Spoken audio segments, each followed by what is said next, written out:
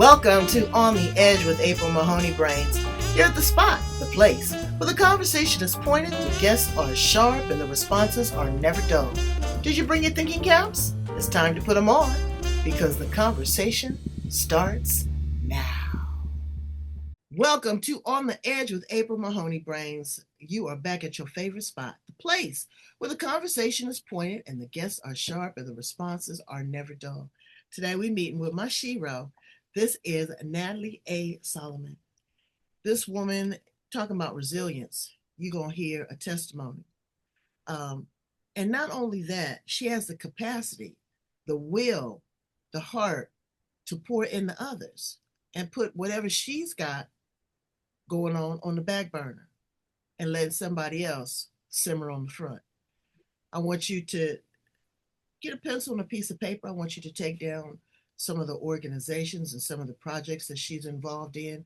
I want you to share the wealth. I want you to connect with her on so many different levels. I want you to pray, not for her, but with her, because there is something going on in the world today. And if any of us could just have 10% of what she's given 100% to, it would make the world a much better place. So let's bring her onto the show. How you doing, Natalie? I am so good, April. Thank you so much for this opportunity and just holding this space for me. It's truly an honor. Anytime anybody wants to listen to me talk, because I'm sometimes I'm like, what do I have to say that's so important? But I realize we each have a gift. We have some bits of knowledge, nuggets that maybe to us are not anything of significance because it's our day to day, but some of our experiences that we can impart on others can really serve as kindling and spark for something else that they need to do in their life or for a different perspective change on where they are and how to Exactly. move Just to be forward. seen and to be heard. That's the Yeah. big buzzwords now. You Oh, know, yeah. Being that's what felt, people want feeling to seen. exactly. Because Yeah. I don't know, it seems like we're all walking in the shadow. And it's not Like even our zombies. shadow, it's the shadows of other people. It's That the part. darkness that they're casting upon us.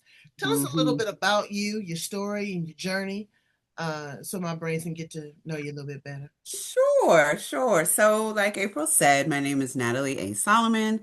I am a public health strategist, speaker, founder of Meraki Life and Style, best-selling author, a healthcare and wellness strategist. I love doing decor. I work in the public health field. I've been in the federal government going on 20 years. I am an endometriosis survivor, a brain surgery survivor, a whole bunch of other survivors of different things that have led me to different aspects and points of my life that really have allowed me to kind of gain the confidence to speak on different things and really reach out to other women about things that we don't talk about and we probably should. And there's a host of reasons why we don't. But I really look to empowering women and keeping high achieving women in a space that those that may be dealing with chronic illness or invisible illness to secure their oxygen masks first and really focus on themselves selflessly without thinking it is selfish. You have a right to do that. You have a right to take care of yourself before anybody else, just like on the airplane. You can't take care of anybody else if you don't have your oxygen mask on. And you don't owe that to anybody else, of course, without causing harm. But at the same time, we give and we give and we give. We should not be pouring from an empty cup. We should be giving from the saucer of overflow because that right there is not depleting who you are or what you bring, but how you can still help people, but you are making sure that you're good. And you should not apologize for that. And that's something that I've had to learn through all the trials and tribulations that I've gone through, currently going through, and that I imagine life still has twists and turns for me as I forge ahead. Well, you're doing so much. What are a couple of the things that you are really pouring your heart into and solidifying right now? So I am finishing up a book, actually. Secure Your Oxygen Mask First for women that are trying to rebuild. And it's a bit of a prelude to my bigger book of Healing Out Loud. But this is more of like a snapshot of my life as far as the trials, tribulations, that quick little snippets and vignettes of what I've gone through, and then the lessons that I've learned from that I can apply to my day-to-day life for women that are living with burnout, stress, and just how do you situate yourself, make yourself an advocate for your own health, mental well-being, and hopefully parlaying that into corporate wellness, talking to HR folks so that they understand how to situate their employees, benefits packages, and really be mindful of that should not take away from what your employees are bringing back to you, but they still maybe just need to work differently. Or myself as an entrepreneur and a person who has a full-time job, how do you balance those things without, ending up in a hospital in an ER on your laptop taking calls and Right, right, emailing, right, right, right. like something I have done. Right. So,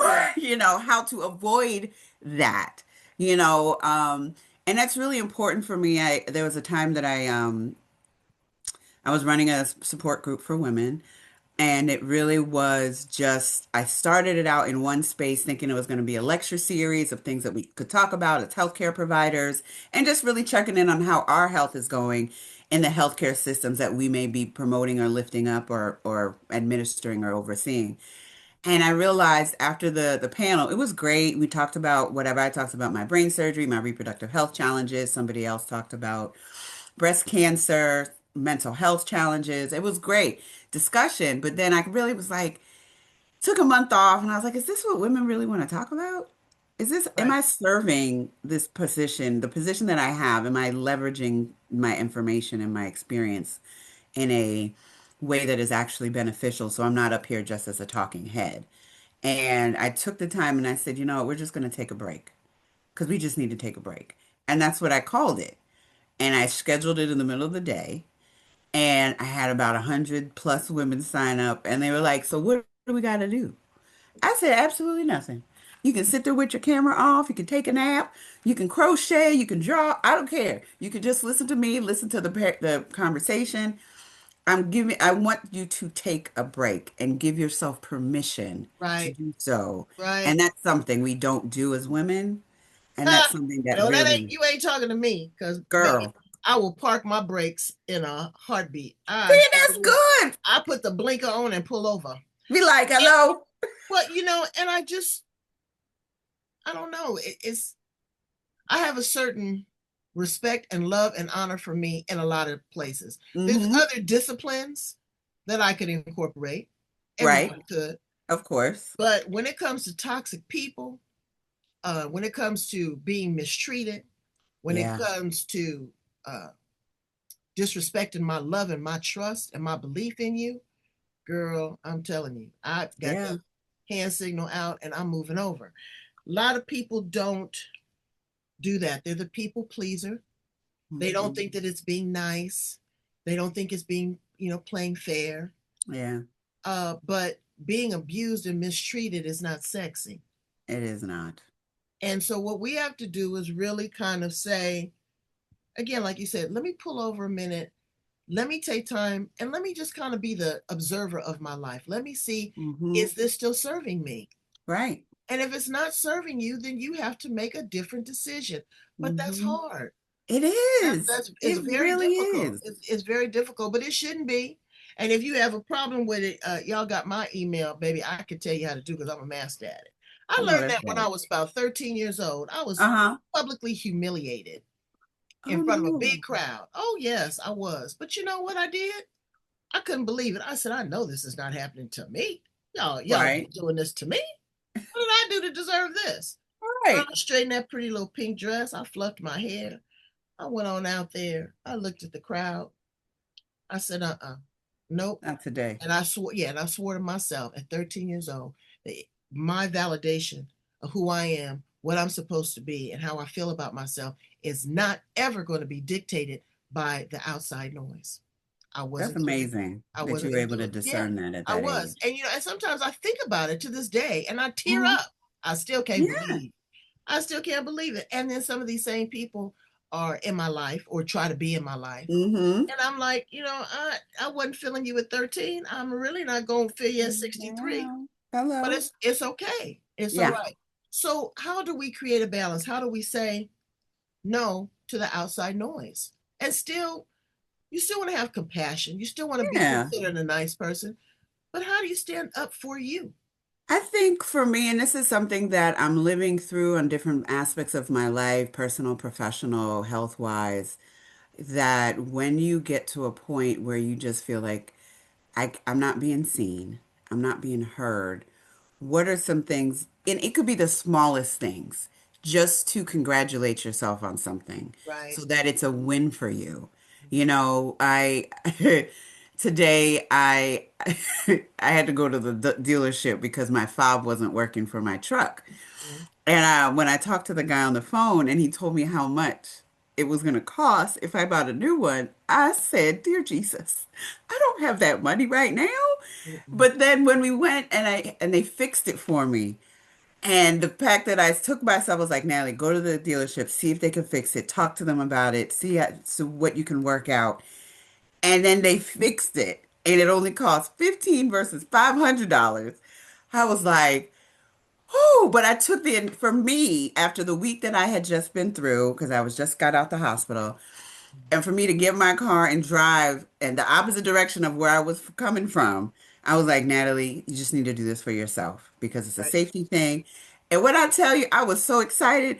And I know it was not to others, it may not be a big deal, but it just filled me with so much joy.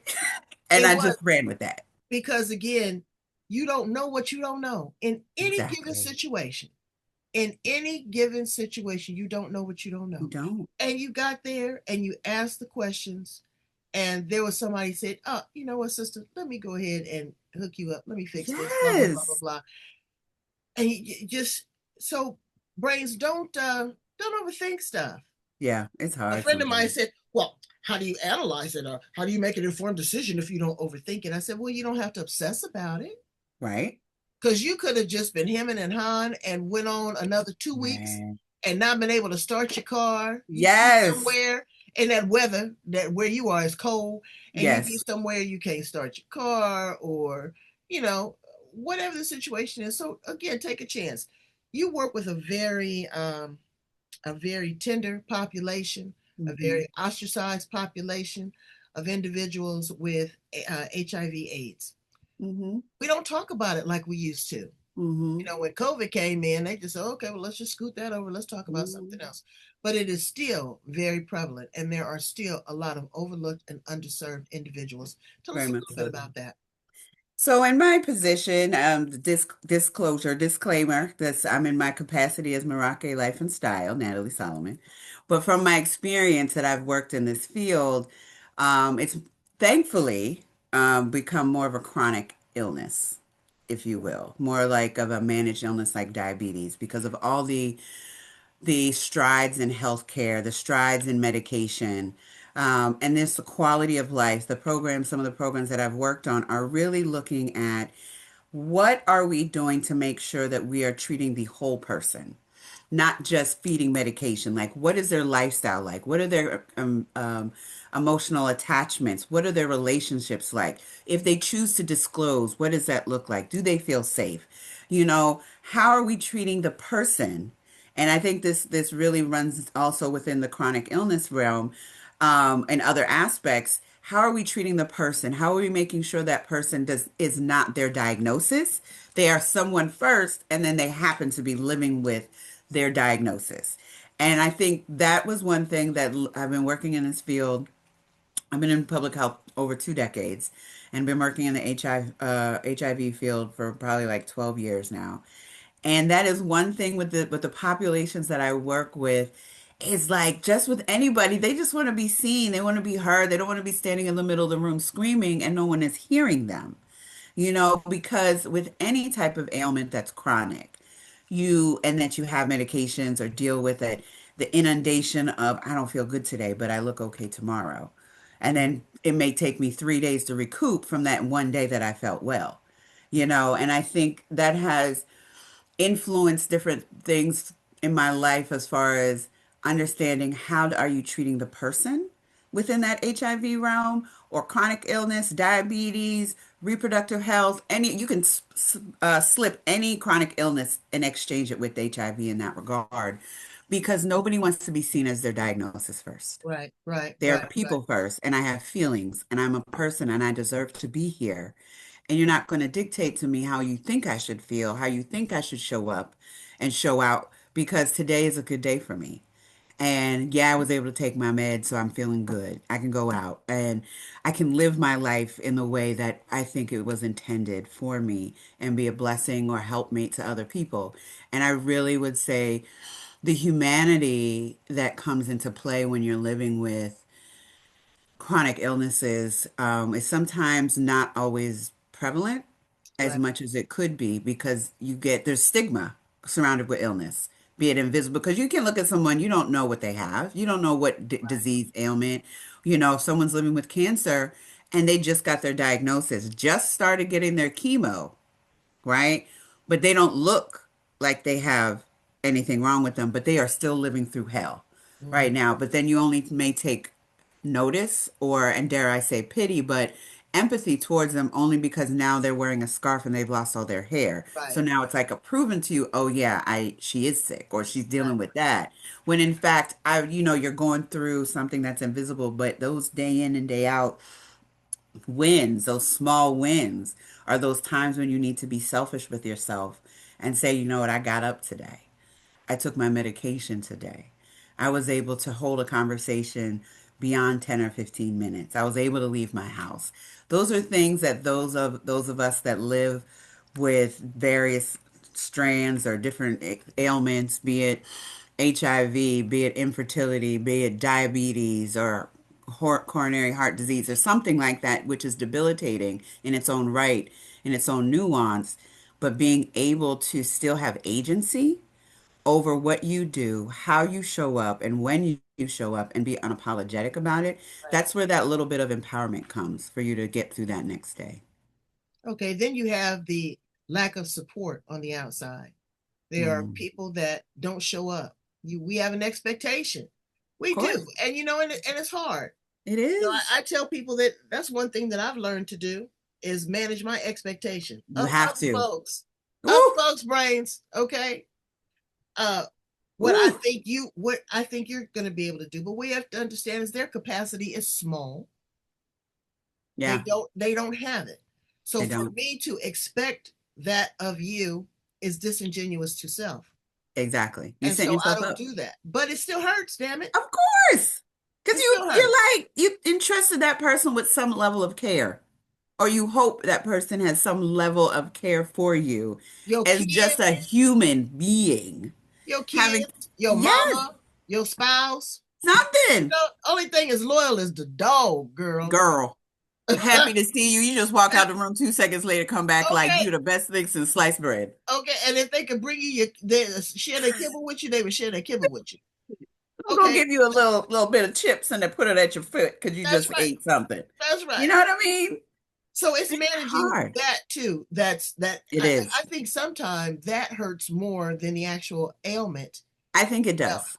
I do. I would definitely agree with that because that level of support or that level of lack of support is palpable and it's like a knife, through my years of illness or what have you, there's been times when that support wasn't as pronounced as I would have hoped, or dare I say expected. Right, And it's kind of like, damn, really? right, right, right, Really? right. And you This is just when I'm really not being seen and I'm not being heard. when I really need it, when I truly cannot, I don't have the capacity. But then I realized, as time has gone on, being in the healthcare field, seeing different people go through different ailments, there's that level of grace to a point. I was talking to my girlfriend about some stuff about this earlier, and I said, the expectations that I put on, like you said, on other people, just because I have that heart, you can't expect someone else to have the same heart as you. And you expect them to do for you what you've done for them because you don't know what their backstory is. Everybody has trauma. It Right. shows up differently. People are neglected. People do the neglecting. People and they're working out their own stuff, and they may have the intent of helping you, but they truly do not have. or possess the capacity to do Right. so. Right. And so we have to manage that as well too and say, Correct. you know what? Now everything that I wanted or that I've poured in that individual, I got to suck it back up and I got to That to me. that's hard. And that's a heart. Ooh, that's a whole nother level of a tear or a heart injury, Yep. physical Yep. kick in the gut type of thing that you're like, I can't believe this is where we are. I can't believe this is the situation that I'm in. Knowing you, because you have gone through certain things, would never do that or would not be inclined. I don't want to say never, but Right. wouldn't be inclined to do that to that other person. But some people just don't have the tools nor the capacity. They And then don't. some people just don't have the inclination because they don't care. But you know what? And then sometimes, uh, in hindsight, do you really want that person's energy? That part. And that is growth. That right there, that's growth Do because I until really want you, that poured into me? yes, You know, no, you don't. maybe this is happening For for me, not to me. This is right. happening, this is showing me a mirror Yes. reflection of what's really, you know, what's really in my life right here. Yeah. This is time to do some self-actualization. This Yes. is time to put on my big girl panties and grow, Yeah. you know, and And grow. it takes a lot to be able to get to that epiphany. But I mean, you couldn't have said it better. Just, well, maybe I don't need that person's energy. Do I want it? Yeah. How about no? That's what I looked at that audience. I said, now do I really want these busters? Right. I'm gonna say no, not today. No, no, not today, not today. And look at me. I have ascended to the point where I am looking at them with the Exactly. helicopter view, Hello. you know, and they trying to hem and high. Oh, hi. How you been? Hey, how you doing? And I'm keep it good. moving. And keep Yeah, it pushing. yeah, and keep it pushing. Hmm. But that Hmm. again, that takes a lot because I don't want to be bitter. Right. I don't want to be bitter, It's but hard I am sometimes. definitely aware. As they say, I'm woke. Woke. Thank you. Who wants to be asleep all the time and missing Okay. life go by? I'm just Come crazy. on That's now. crazy. So you do some other amazing things. I'm looking at that big beautiful picture in the back. Now you do Yeah. decor. Now I did you do. now you is that something that you purchased or did you paint that or what did you do? I purchased this. I was on a business retreat in Morocco. I was in Mm, the market and I saw this picture and her eyes, and I know you can't really see, but mm, the how piercing her eyes yes. are. It like when I tell you, it just would hit me. Mm, And it had the colors of pink. My office is teal. Robin's eggs like Tiffany blue. I mm-hmm, have a pink chair that I sit in and gold like fluted French provincial desk, which I love. And I have a red burgundy couch across from me that I'm looking at. mm, And all of those colors were in this picture. And I was like, this is for me. And mm. my colleagues that we were on the retreat with, they were like, "Oh my gosh, that is stunning." And I was like so zoned in, and I didn't know how I was gonna get it back because when they tell you it's quite large, and trying to come back on a plane, on a plane going through customs and all that was a bit of a bear, but it just spoke to me and it brought together everything that's in my office. I'm very much a girly girl. I like glam, I like sparkle, sophisticated, elevated type decor. And I said, I'm gonna put this in my office. Like I usually have my little calendar behind me, but this, I was like, this right here, this is it. I And love I this. see that you put it in the proper place. You put it amongst all of your accolades, all of your awards, My all of the blessings. places where you were validated and substantiated for the work that you do. Mm-hmm. Not because, you know, because God gives the reward, man gives the award. Hello. But you were acknowledged. And Mm-hmm. that is important too, is that you acknowledge yourself, It that is. you We don't reward do that yourself. enough. You saw something that spoke to you. I know I in my living room, I have a dragon, and Oh, it's a hand stitched dragon from Thailand, and oh, it's beaded, and you know each one was done by hand. And when we went there, I said I want a blue and gold dragon. Everywhere was closed. They were all closed on that Sunday. And Mr. Magnificent, my husband, Uh-huh. Walked in this little shop and walked all the way to the back. And what was hanging there? But this huge beaded gold and blue dragon. What? And again, it spoke to me. So we Yeah, can manifest the things that it bring us to our can. highest and greatest good and Yeah, to look at them as a reflection. I look at my office, you can't see it right now, but I'm telling you, I've got pictures with celebrities, I've got awards, I've got this and I've got that. And one of my friends said, "Oh, that's pretty vain." I said, "That's vain for you." I said, "That's exactly. acknowledgement and that's patting myself on the back because that's what I do. I'm Right. patting myself on the back before I wait for you to do it. Exactly. Because you might have a knife in your hand and stab me in the back. So yeah, so it's not all about that. It's not all about that. And It's you did it. You did it. You are the one who was living that life. You are the one that put in that work and did all those things. And I know, what I know, what I had to go through to get those degrees, what I had to do with the other awards that I have for the organizations that I've been acknowledged for the blood, sweat, tears, and time that I put in. And I didn't put it in for vanity. I did it because I wanted to, because I knew I was serving somebody or I was setting myself up to be in a position to help somebody out.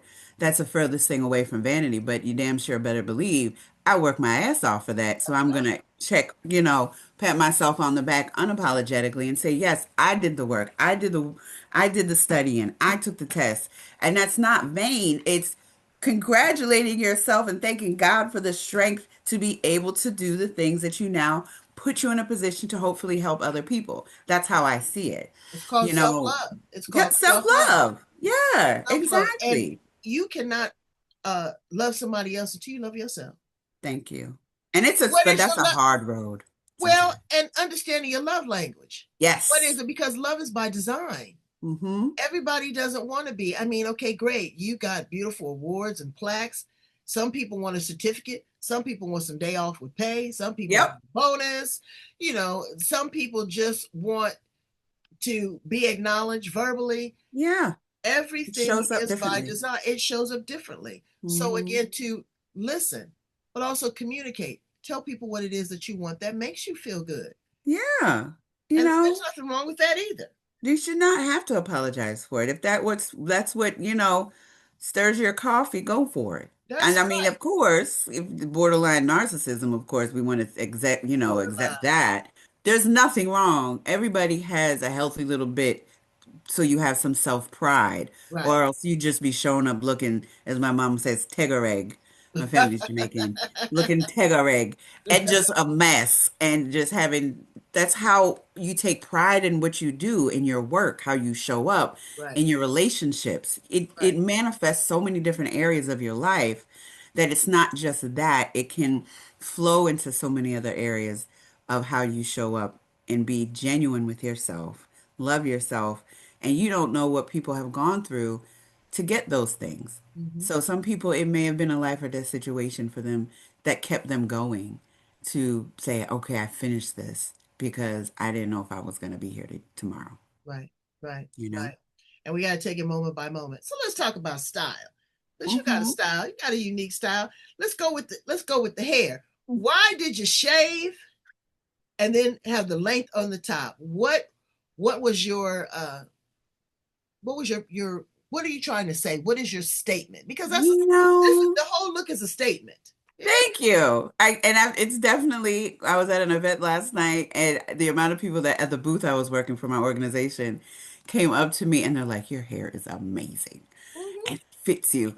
For a while, when I was growing up, my hair was long on my shoulders and went to college and cut it all off, much to the dismay of my parents. They're like, "We didn't send you to college to become a hairstylist guru, ma'am. We're coming home looking like Halle Berry."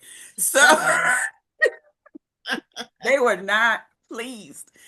And then I was in a braid phase. I love braids. I always had. Then I was in like locks, faux locks, which I absolutely adored my faux locks. And then I've been through menopause twice. Now this is my third time through menopause. And you kind of, as you're growing, life hands you different situations. And it was a way for me to kind of assert myself where I really became comfortable with who I was, Right. and who I was becoming through all the trials and tribulations that I have been through and continue to go through. And I just one of these days, and it was a process because at first I was like, "Ooh, I want a mohawk," but I had Hmm. all this hair, and I was like, "Oh, I don't know." And then I started like braiding my hair into a mohawk, and Hmm. I was like, "Okay, I can kind of see what it looks like." And then I'm like, maybe I'll just shave my head on the one side. And then I was like, "Okay." And I've been blonde before. I've been platinum. I've had my hair red and burgundy and stuff like that. And I was like, you know what, Natalie? You're a grown woman doing your thing, running your business, building your infrastructure. You have survived so many things. Take a little bit of edge, be a little bit edgy. Wear what you want to wear. It's like I was becoming myself. Right. I'm very comfortable with who I am right now.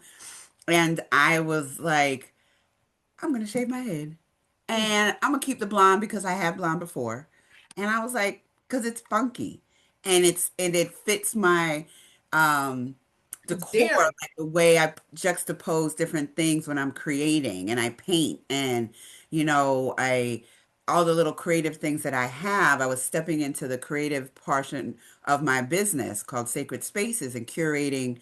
Um, Spaces that were very ritualistic in the sense of sacred for what you were going through, that you've been through trauma and things that identify you as a person and how you show up. And I was like, yeah, I think I'm going to shave it. And I took my hair, I saw the hair in the store. And I was like, huh, I wonder what that would look like. Mm. Took it to my stylist. She was like, "What is this?" I said, "I don't know. Do something with it. I just need a change. I need a change because there was some other things going on in my life." And to this day, I went to her a couple weeks ago. She's like, "Are you ever gonna change your hair?" And I said, "I don't know because I love this hair. I'm in menopause. I It's be hot. so cute. I need my neck open, Right. and it has served me, and I love it. I think it is. I'm 49, I'll be 50 in a couple months, and I feel like this is me. I embrace my style. I wear what I want. I wear a tutu out with a bomber jacket and a tube top or something and some combat boots unapologetically. Right. And I love it. And I feel so free, I would say, that it has been a process for me Right. and a journey. And I But if just, under all of that hair, you had a brain yeah. aneurysm. Tell us Yeah, about so the that. brain tumor. So that whole thing, oh girl. Mm. I had sinus surgery. I've had three, which is a whole other story. After my first one, I was leaving my house and I lost the peripheral vision on my right side. And I looked in the front of while I'm leaving my development, and I waved my hand in front of my face, like, wait, what's going on? And I only saw my fingers. This part of my hand I couldn't see. I turned around, called my ear, nose, and throat doctor, and I was like, something's off. She's like, okay. She wanted to make sure she didn't nick anything when she was in there with my sinuses. Sent me to the neurologist, came back, and they're like, you have a brain tumor behind your eye, Mm. connected to Lord, your carotid artery and your pituitary gland. jeez. I was like, say what? They're like, yeah. We need to monitor it. We don't think it's, cancerous, but it's not in the best place. It is like prime time real estate of where all of your functions, your personality, your speech, it's where all of those things are supposed to be. Mm. And I didn't tell anybody for like a year. I kept it Wow. to myself because I was diagnosed in 2018. And in 2019, I had a botched hysterectomy, which is why I was in the hospital last week or whatever. And the tumor situation, it just convoluted everything. It's been a journey, and I had to push it off because I had to get some other surgeries. And I found out that it was growing, and then it started to wrap itself around my pituitary gland. And they were like, we either got to take out the pituitary gland to take out the entire tumor, but then you're going to be on medication and a whole bunch of other stuff for the rest of your life. Or we can just cut out what we can and leave the remainder of the tumor. And then we continue to monitor. And I went with the latter. So I still have the tumor. It's not as big, thank God, but I have to get monitored, twice a year. The surgery I found out later, my doctors were at Hopkins, amazing doctors. That was a godsend because my surgeon is the head of brain skull-based surgery at Wow. Hopkins. So, and I had two surgeons because of how meticulous and precise this surgery had to be because they were like, this is one of the most precarious surgeries that we do at Hopkins. That's why you need two surgeons. And when I tell you, I woke up, it was well over a 10-hour surgery. And they went through my nose, so I didn't have to get a craniotomy or anything like that, and where they cut your skull open. And I woke up and I was not able to sit up. I had to lay on my back at a 35-degree angle because my swelling in my brain and the brain fluid had to calm down because if I sat up too fast, it would somehow, I can't even get the technical term, or it's like sit up straight or put my feet on the ground, it could kill me. Like I had a laser going to my ear that if I went past the laser, all these bells and whistles would go off. I couldn't walk. I wasn't allowed to walk. I had aphasia, which is where I couldn't really articulate certain things. I couldn't remember some things. Writing was like scary for me, using a walker. I was in the hospital for almost a month. Mhm. ICU for 3 of those weeks, Wow. 2.5 weeks, and then I ended up on the stroke floor and for rehab of sorts. And God is just so amazing. Like I Yes. am a girly girl and with the fashion thing. I ordered some pajamas that was cute, right? So Okay. I'm not gonna be laying up in here looking just any old kind of way. no, no, ma'am, I'm gonna no, make myself ma'am. feel good. And Yes, that's exactly what it is. You have to make yourself feel good in spite of. in That's spite your of. job. That's an Yes, inside job. it And is. that's what It I say is. too. I'm gonna make me feel good. And then Mm-hmm. again, like you said, I love that. You pour that overflow into the saucer. Yes. But that overflow that's in the saucer, you still need to serve. Oh, yeah. You So know, now you've been through that. You've been through, like you said, the menopause 3 times. See, now I thought it was one and done. girl, no. 3 times, and it is not the charm, let me tell you, Wow. because I've been living with endometriosis, stage 4. For those that don't know what that is, it's a reproductive condition that does not. There is no cure. There is no source. People don't understand what it is. It is a systemic disease. Some people call it an autoimmune disease. 1 in 7 women have it. It takes 10 years for most women to be diagnosed. It's one of the top reasons why women are infertile, like myself. And little like the lining of your uterus that sheds during your cycle somehow finds its way outside of your uterus, and it basically causes like little blood clots throughout your body, and everything sticks together, and we call them chocolate cysts, and it causes adhesions. It can be, there's 4 stages. I had stage 4, which is the worst, but you can still have the pain of a stage 4 and be a stage 1. Pain is not necessarily relative to the stage that you're in. It's the amount of damage that has been done internally to you. So I've had about 5, 6 laparoscopic surgeries in my abdomen on top of all these other so many, so many. Okay, but then wouldn't it just have been an option or a choice just to say, okay, I'll take a hysterectomy and just go ahead and take it all out? Because a hysterectomy doesn't cure endometriosis because endometriosis is outside of your uterus. Oh, So wow. if it's outside of your uterus, you taking out the uterus, it still can live on its own. Like I don't have a uterus. I had a hysterectomy, but I still have endometriosis because it's the cells and the content of the cells that are growing in different parts of your body. That you can have it thoracically, you can have it in your chest, you can have it in your brain, you can have it in your legs, you can have Really? it on your bowel. Like the different surgeries that I've had, at one point, the chocolate cyst had fused together my fallopian tubes to my uterus, to my bowel, and to my kid, like to that whole area in there. And that's what they had to go and separate. And all that's happening outside of your uterus. So a hysterectomy for some, it helps, yes, because of the estrogen type of thing and the amount of estrogen your body has, but it does not cure it at all. It does not cure Wow. it. Mm-mm, not at all. And Now it's unfortunately, that's an education right now because a lot of black women experience that. A lot of yeah, young women yes, experience that. So thank you for that education sure, with regards to sure. that because that is aha. moment. And it's something to It can think about also, with fibroids too, because I've that's had what I'm talking about. fibroids Yeah, and I've fibroid. had I've had a trifecta. I had adenomyosis, which is something that can only be cured by a hysterectomy because it's the muscles of your uterus that are causing you pain, that the only way to get rid of it is to take out your uterus. Then the fibroids, which a lot of black women have, on to the point that it is like a pandemic of some sorts, an epidemic rather, of us having fibroids. And we that could be, there's so many different reasons for that. I'm not gonna, pontificate on what it could be because I'm not a medical doctor, but I can say as a survivor of having fibroids, it can be caused by a whole host of different things. Your diet, your stress level, your hereditary situation, your genealogy makeup, all of those things can all be contributing factors to it. And what we as a black women, because more black women have them than other races for whatever reason, there's a whole bunch of, stuff that's research that still needs to be done on Because that, we I would got say. that thick, rich chocolate blood. So Can I it's say when you just put chocolate in the pot, it don't do nothing but get thick and curdle. That's what can I love say? that. You gotta keep it real. But to Yeah. whom much is given, much is required. Yeah. It is. And so, wow.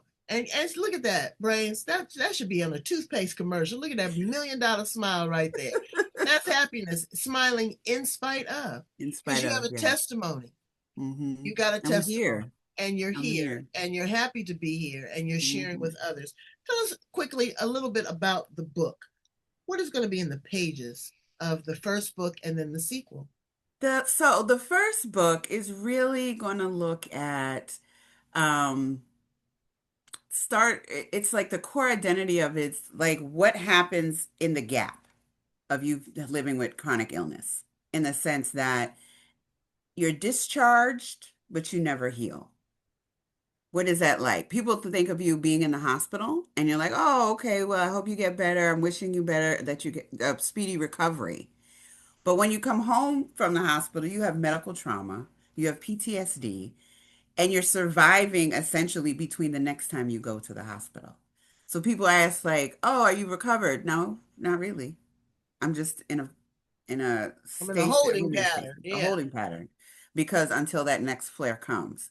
And knowing that you're discharged but never healed, living with chronic illness like endometriosis and all those things, how do you craft that? How do you explain that to your loved ones? And then how do you look at living between your crashes, because people just saw you really sick or heard of you being sick, and then in a week or so they see you in magazines, they see you in a photo shoot, they see Mhm. you out and about at an event or a gala, and then 3 days later you're like, I can't go out because I don't feel well. And people are like, but I just saw you out. It Right. must not be that bad. Right. Right. And Right. they Right. have Right. no idea that it may have taken you 4 days to recover from that one post you saw, Mm. because they don't know. And like, you can't necessarily fault people for that. That's where grace comes in. But, knowing that, like I had spoken to before about the identity component, when you're looking at how time, illness, and recovery, they all collide in your journey of how am I showing up as a person? Because you don't know who you are some days. Am I that sick person? Am I the well person? Am I performing wellness? And who am I performing the wellness for? Is Right. it to convince myself that I feel good? Or is it to convince other people so they don't take pity on me Right. and feel sorry for me? So being in those spaces is like how it's speaking to those moments. Mhm. How do I take those times when being in the hospital? I've been in the hospital more times in this past year than I would like. My doctors are like, well, we're not really pleased about that. Right. But I needed to live my life. I went to Thailand, in the beginning of January, and which was for another business retreat. And I know my doctor was like, I want you to go Right. because you're going to clear across the world and your medical background is extremely complex, Right. Right. you Right. know, Right. Right. I've been to but you got to Thailand live your just to life. in Bangkok just to inhale the air is a Right. And testimony I of was in Koh faith. Samui. So I didn't get to stay in mainland Thailand. I was in Koh Samui, but it's just same. Like when I went to visit my sister in Hong Kong, with the air pollution is something fierce, you know. But then at the same time, he was like, but I kind of feel like you going is part of what you need to get through what you're Right. going through, you know, And and there may be a something. blessing on that other side because Exactly. that alternative medicine, that ancient Asian wisdom, Mm-hmm. And is just a change of scenery and where you're somewhere where you are not your diagnosis. You right. can just be, the time that I spent, my private time, my quiet time that I did some stuff on the beach, the stuff that I just was writing in my journal, just being thankful to be able to have the strength to even go and visit a place that I didn't know if I would able. It was a 30 some hour flight, like three planes, man, I done 2 days. been there. I done Right, been there. And you know. it's like, and then a couple of them plane rides are not very pleasant. I was telling my husband that the other day, like in a puddle jumper, and you just like, and you constantly looking at the flight attendant. Okay, let's look at her reaction. Let's see what she's doing. They're not communicating with you. They're not Right. telling you exactly what's going on. It's not the Delta Mhm. saying, okay, we're gonna have some turbulence, put your seat. No, it's just go through it. Hold on. Yeah, go through it. So it can Right. be a lot. It can be a lot. Yeah, so it's I would say that that's where the book is going on a high level. Excuse me, and then how do I employ those lessons learned that I'm continuing to learn to show up, going to that next, um, giving myself permission, saying it's okay, you've made it this Right. far, Absolutely. and then Absolutely. that leads into the other book, which is much more robust as far as healing out loud. And that's like in the nitty gritty of waking up and being in pain and crawling to the bathroom and realizing that I can't have children. And what does that mean to me as a woman? Everyone's talking to me like, well, how come you're not pregnant? How come you haven't had any babies? Get out of my womb. And then you get to that point where you get indignant. Right. Right. Stay Right. out of my uterus, Right. and then Absolutely. they're like, oh, okay. I'm like, well, when are you going to get pregnant? Well, when are you going to lose that next 20 pounds? Ooh. It's Okay. just, it's that much of a When you gonna dagger. close that cage for that tongue, them teeth? When you gonna do That, that? thank you. When you going to get that taken care of? So it's just as personal. I It get it. is just as invasive and impersonal as those types of things and trying to prove that, oh, well, you would be such a good mom and why wouldn't you want to have kids? And then you just be like, it's just not the time. Why not? And people Right. can't take a hint to say they Exactly. life. Exactly. Exactly. And then you And cook I out. am a mother to many. Yes. Many have come through this vessel, this Exactly. And body. there's other ways to show up as a mom Absolutely. and be Absolutely. a nurturer and be a caretaker, Absolutely. and I think in the grand scheme of things, God made those decisions for me to be in the position that I'm in now to help other women go through what it is that I've gone through, am going through, and will continue to go through. And I think that's a blessing. I may not have seen it at the time, but it's something it's definitely coming to bear right now. But that journey of realizing, oh God, I gotta get another surgery. Oh my God, I get another surgery. Oh Mhm. my God, I gotta like most people don't ever have. I've had 14 surgeries. I'm about to have my 15th in the next year. Most people don't have one. Wow. And then to understand what that's like, your body is being cut into your body. You have to recover. You have to reacclimate yourself. You being able to walk down the stairs or not walk down the stairs, being able to take care of yourself. I have a whole little medical building thing in my bedroom.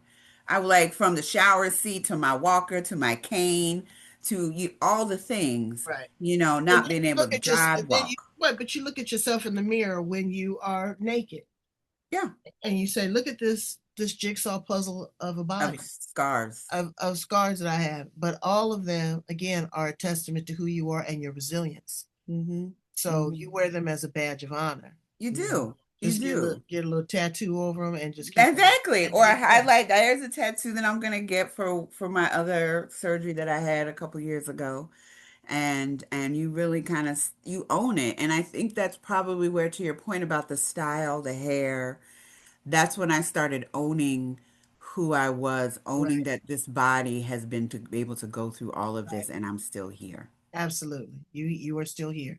So Mhm. in conclusion, I always like to ask some fun questions about you. Yeah. What is it on your life list that you I'm sure you have so many things, but what is another box that you want to tick off?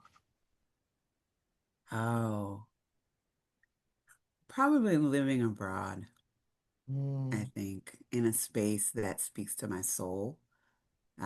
I got a little bit of taste of that when I was in Morocco and when I was in Thailand, and just seeing the world. My family is West Indian, so we've been going to Jamaica since I've been little, since I could walk. So we've always been exposed to different things. We've traveled most of my life.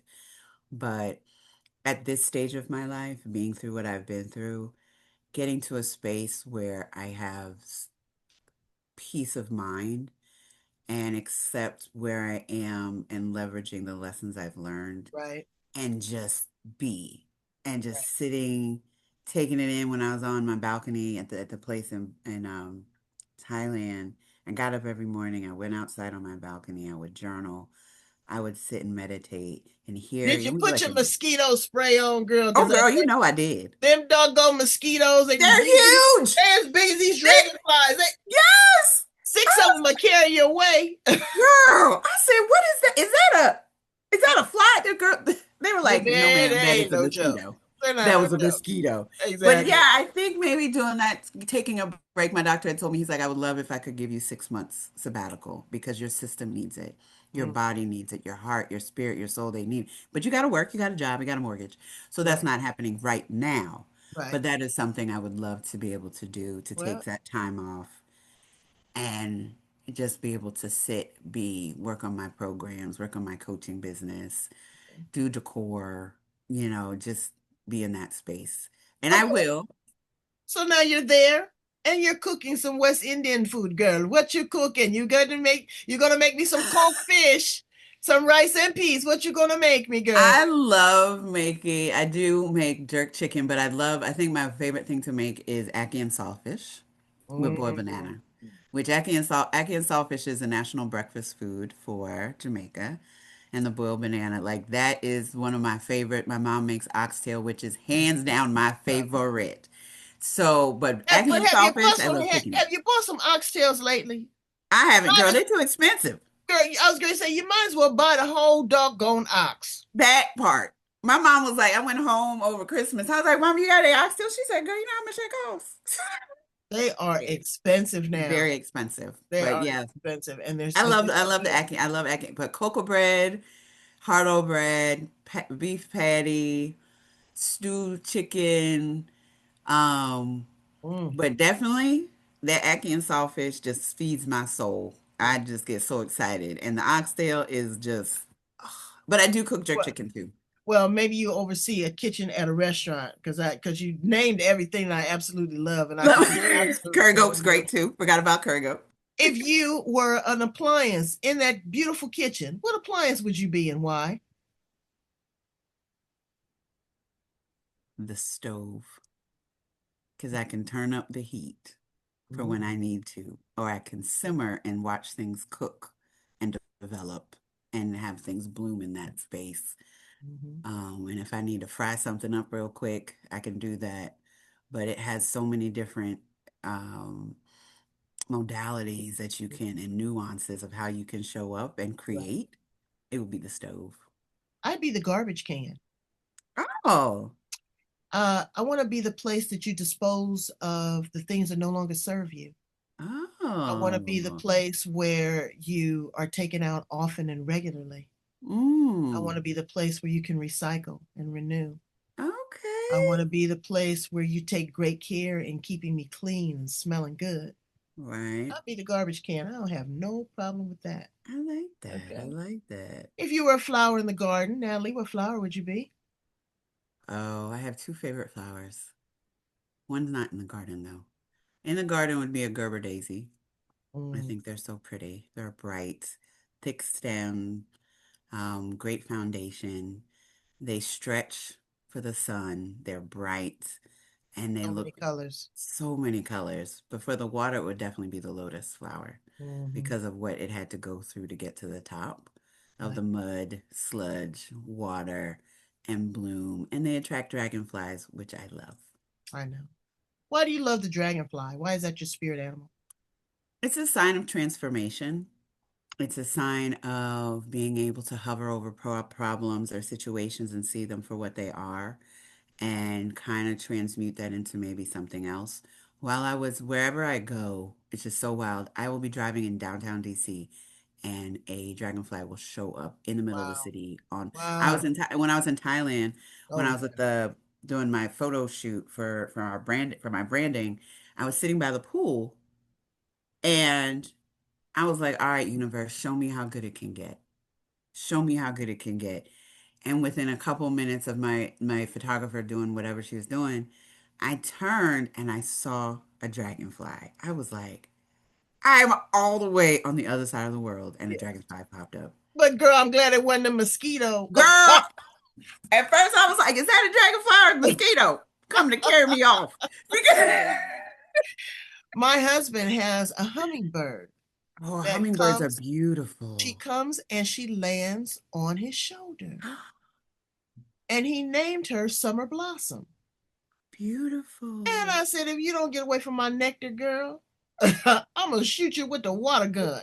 Get away from my You know, man. but yeah, but and they don't do that. They don't. They don't approach you like that. They don't. And I asked my husband, I said, in our transition, if you go before me, how will I know that that's you? And he Oh, said, baby, it'll be a hummingbird. yeah. I said, well, that's not me. I said, because I'm gonna be a big old elephant. So whenever you go to the zoo or whatever, because I love their strength, I love their passion, but I Yes. love their majestic way. They're good Mm-hmm. parents. They're about community, but they're Yes. strong and they never forget. They don't. I They got to never hang out forget. with some while I was in Thailand. We went to I was telling you when you were telling me yes. that you were going, I went and Brains, I'm gonna post a picture. I got to wash them. I got to Yes. feed them. It was Isn't absolutely it just wonderful. like awe-inspiring It's being next to awe-inspiring. And I them? looked right into her eyes and she spoke to me. I'm telling She you. spoke to me. It's like, yeah, I've been here before. How you doing? It was a Right. conversation of monumental. It was so majestic, just Yeah, standing next to yeah, them. We got to feed them and then pet them, and then we were walking through the sanctuary with them, and they came up and then put their trunk on, and yeah. I just stood there and I was like, and the Thai elephants are a little bit smaller than the African elephants because they're Mhm. much more massive. But just like standing there, one was 52, and then there was a baby one that was 21, and the older one just like her essence. I don't even know how to explain it. It was such a I know. I would you watch the you know what I mother. mean, I watched the mother with the baby, and she would whack the baby with her trunk, like, okay, now get down.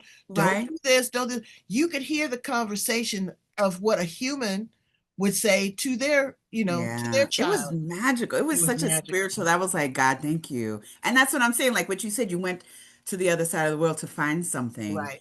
And I Absolutely. was able to do that when I was in Morocco. I got to hang out with the camels, right? And Oh, right, so I was like, all right, God is showing me some things. I got to hang out and how chill was out that? with the I don't know. camels. I'm excited about that. And you know what else they did when I was in Thailand? There Uh-huh. were people that opt to go to the tiger Oh, reserve, yeah, but you yeah, know yeah. what? That was very cruel Yeah. because We were they like, we're not doing it. We no, needed I'm to not be. doing that Mm-mm. because they were drugging the animal and Yes. they were playing with his tail.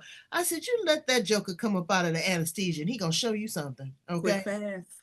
And you look at that, and then you look here in this human animal kingdom, Mm, how we disrespect each other, how we that treat each other. And you part. look at some of the largest, most massive, strongest animals in the animal kingdom, and you realize that they're vegetarians. Yes. The And elephant, the gentle. gorilla, they are vegetarians. They don't eat meat. And then you look at the Hmm. tiger and you look at the lion. They only Hmm. eat the water soluble part, Hmm. and they leave the scraps for the buzzards. Right. Okay, And the and so hyena.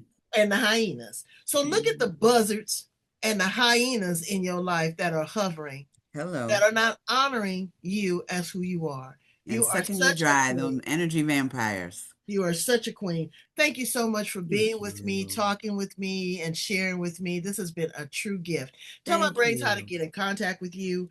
I'd love for Sure. them to work with you. I want them to look forward to the book when the book gets released. Please give us the exclusive. Will do. We want to be with you on your journey Thank because you this is so much. a true testament of It faith. It really is. And I'm just so thankful and blessed that these opportunities are even being afforded to me, that God is blessing me with these things. And it is truly a gift and a testimony, as you said. But everybody can find me on natalieasolomon.com. NatalieASolomon.com, at Natalie A. Solomon on IG, Natalie A. Solomon on Facebook, Natalie A. Solomon on LinkedIn. Anything and everything Natalie A. Solomon, you'll be able to find me in some way, shape, or form. Check out my LinkedIn thought series that goes along with my framework of Breathe, Balance, Bloom. Monday, Wednesday, Fridays, I drop little nuggets on how to look at your life through the chronic illness lens, breathing and balance and blooming. And other days, I'm working on a Substack to kind of talk long form about how you live your life through that lens. I had my TED Talk just dropped last week. I haven't posted it yet, but it's about putting yourself first and taking care of yourself. So that'll be coming out soon. And I look forward to collaborating with anybody and everybody on women's wellness. How do we show up for ourselves? How do we show up for each other? And how do we ensure that we continue to secure our oxygen mask first? Brains, you better take flight here on the edge, okay? I need you to go in and love, like, share, and subscribe. There it is right there. I just redid my website. Y'all be so proud. It's just, I did. So I want you to go in. I want you to feel the vibe. I want you to be seen. I want you to be heard. I want you to change your frequency. Okay, learn resilience. Everybody is not going to be as gifted as Natalie to be able to sustain what she's going through. Okay, and we get that. But be happy in the moment and understand that the transition is for purpose, that it is not in vain, that you may have a chronic illness, or you may be living with a narcissist, or you may be having drug issues, or you may have HIV, AIDS. But know that it is not the end, because to whom much is given, much is required. Amen. Thank you. I Thank appreciate you, you, sister. I April. love you. I'm Love so you too, proud of you. sis. All Thank right. you.